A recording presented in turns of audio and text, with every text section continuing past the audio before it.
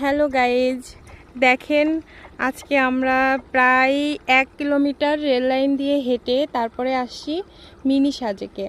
আপনারা এখন দেখতে পাচ্ছেন এই যে আমাদের গরিবের সাজেক, যেটা আসলে ভালোই লাগে। আর এখানে প্রচণ্ড বাতাস, পরিবেশটা আসলে অসম্ভব সুন্দর, ভীষণ সুন্দর। আপনাদেরকে দেখাচ্ছি।